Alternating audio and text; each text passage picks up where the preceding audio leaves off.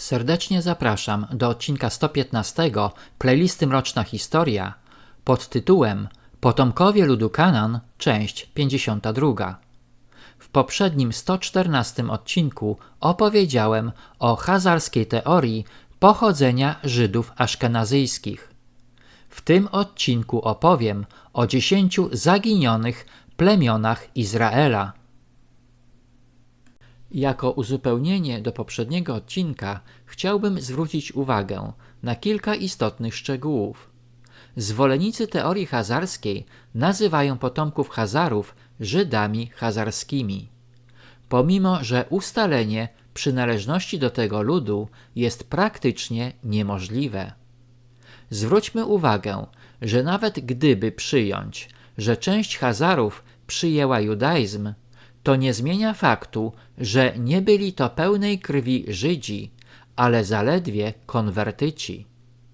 Dla Hebrajczyków najistotniejsza jest linia krwi i dlatego prowadzą precyzyjne zapisy, na podstawie których można ustalić rozległe drzewa genealogiczne sięgające zamierzchłych czasów. Szczególnie, że po linii męskiej określana jest przynależność do plemienia, jak i majątek przekazywany. Jednakże nazywanie kogoś Żydem w rozumieniu wyznawców prawa mojżeszowego wymaga, aby jego matka była Żydówką. Dlatego też teoria chazarska nie tylko jest bardzo grubymi nićmi szyta, ale jest odgrzewanym kotletem wyprodukowanym przez grupę ludzi nazywających siebie brytyjskimi Izraelitami. Zrzucanie winy nie do udowodnienia na kogoś, kto nie ma szans na obronę, jest jedną z taktyk wojennych stosowanych przez rzymską propagandę.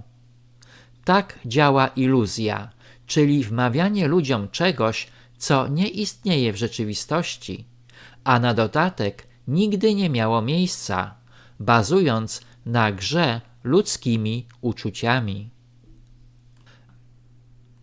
Zastanówmy się nad zagadnieniem 10 zaginionych plemion Izraela, szeroko omawianym szczególnie przez wyznawców judaizmu.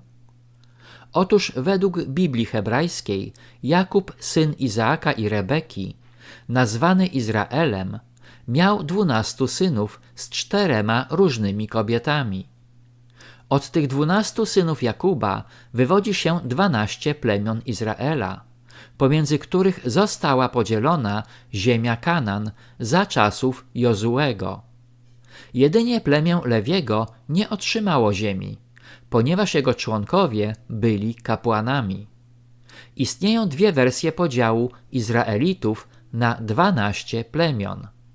W jednej wersji Józef jest przedstawicielem plemienia, a w drugiej zastępują go jego synowie, Efraim i Manases. Z tych 12 plemion tylko 2 uważa się na niezaginione, a mianowicie Judy i Benjamina, jak również część plemienia Lewiego. Za zaginionych 10 plemion Izraela uważa się plemiona Rubena, Symeona, Lewiego, Izachara, Zebulona, Dana, Naftalego, Gada, Ashera oraz plemię Efraima i Manasesa, synów Józefa. Państwo żydowskie, pomimo początkowego zjednoczenia, nie było jednolite, gdyż każde z 12 plemion posiadało swojego władcę i prowadziło własną, często odrębną politykę. Szczególnie za panowania króla Judy Dawida owe 10 zaginionych plemion północnych dążyło do separacji. Rodzony syn Dawida Absalom po zamordowaniu swojego przyrodniego brata Amona za gwałt na rodzonej siostrze Tamar wystąpił przeciwko ojcu. Ostatecznie wojska Absaloma zostały pokonane, a on został zabity w lesie Efraima przez dowódcę wojsk Dawida Joaba wbrew rozkazom króla. Przeciwko Dawidowi wystąpił również Szeba, Hebrajczyk, z pokolenia Benjamina, który wzniecił bunt wkrótce po zabiciu Absaloma. Szeba poddał wątpliwość prawo Dawida do panowania nad całym Izraelem i wzywał plemiona północne do wypowiedzenia jemu posłuszeństwa. W księdze Samuela czytamy: znalazł się tam przypadkiem pewien niegodziwiec, któremu było na imię Szeba, syn Bikriego Benjaminita. Zadał on wróg i krzyknął: nie mamy działu wspólnego z Dawidem, ani dziedzictwa z synem Jessiego. O Izraelu, niech każdy idzie do swego namiotu.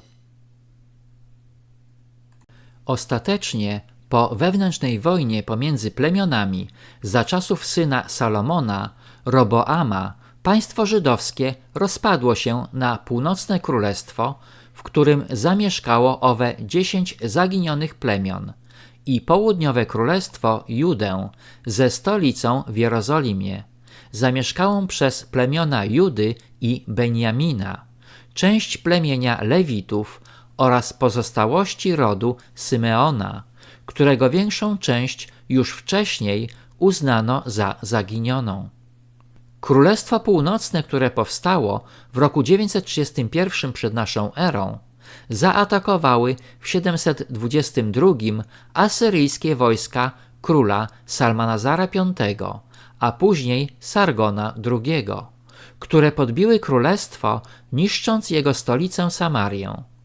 Izraelici z północnego królestwa zostali wygnani i udali się do Chorasanu, terytorialnie będącego częścią współczesnego wschodniego Iranu i zachodniego Afganistanu. To właśnie owe 10 deportowanych plemion Izraela uznaje się za zaginione, a pozostałe plemiona Judy, Benjamina i Lewitów tradycja żydowska uznaje za przodków współczesnych Żydów. Królestwo Judy zostało podbite w 586 roku przed naszą erą przez babilońskiego króla Nabuchodonozora II, a po 47 latach w 539 roku przed naszą erą podbili je Persowie, którzy pozwolili Żydom powrócić do Jerozolimy i odbudować świątynię. W czasie owych 47 lat Żydzi zatracili swoją przynależność plemienną i zaczęli uważać się za jeden naród żydowski. Królestwo Judy, istniejące od śmierci Salomona i rozpadu Izraela, po podbiciu przez Persów zostało przekształcone w perską prowincję Jehud o dużym stopniu autonomii. Kiedy Jehud zajął Aleksander Macedoński w roku 332 przed naszą erą, Judzie nadano grecką nazwę Judea.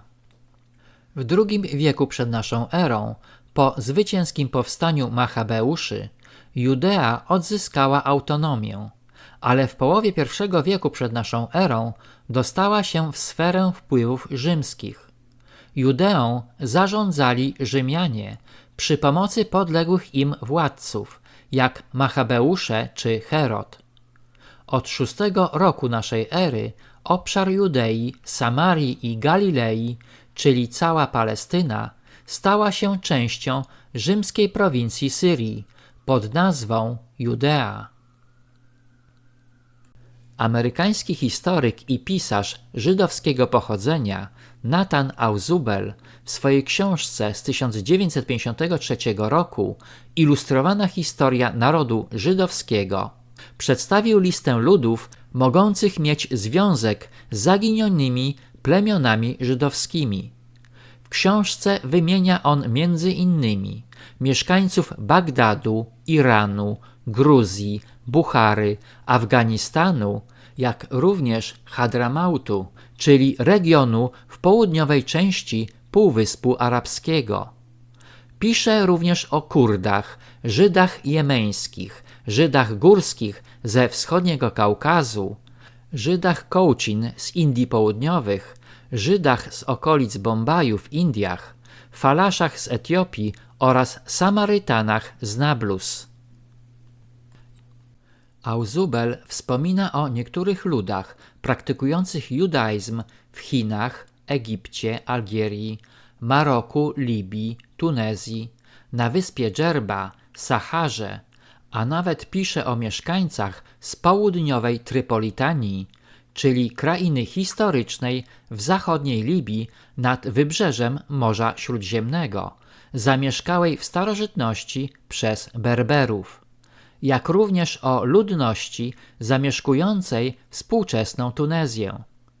Istnieje wiele teorii dotyczących pochodzenia owych ludów, jak na przykład Samarytanie z Nablus pochodzą od plemion Efraima, Manassesa i Lewiego.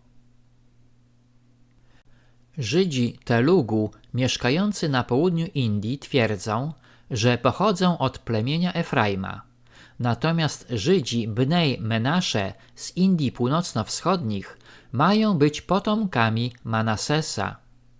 Etiopscy Felaszowie uważają, iż pochodzą z plemienia Dana, a Żydzi Igbo z Nigerii przyznają się do plemion Efraima, Manassesa, Lewiego, Zabulona lub Gada. Żydzi perscy z Buchary to potomkowie plemienia Efraima, a etniczni Afgańczycy, Pasztuni, nazywają siebie Juzawzaj, czyli synami Józefa. Do potomków starożytnych Izraelitów przyznają się czarni hebrajscy Izraelici, uważający współczesnych Żydów za oszustów.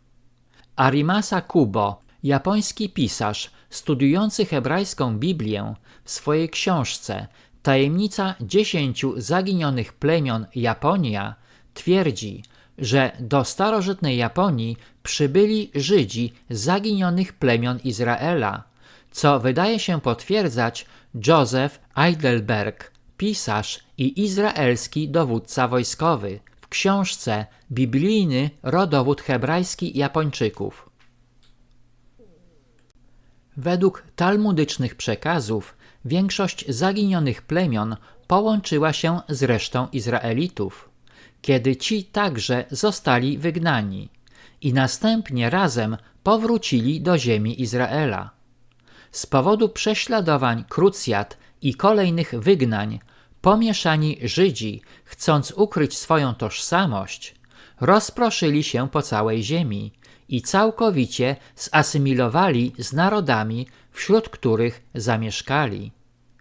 Powstaje jednak pytanie, dlaczego Żydzi, będący narodem wybranym przez Boga, według głoszonej przez nich wersji historycznej, byli zawsze prześladowani?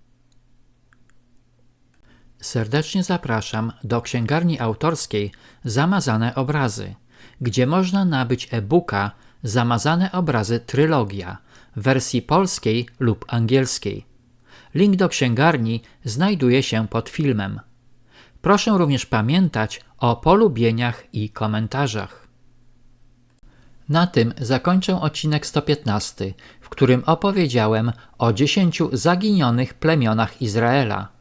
Serdecznie zapraszam do odcinka 116 pod tytułem Potomkowie ludu Kanaan, część 53.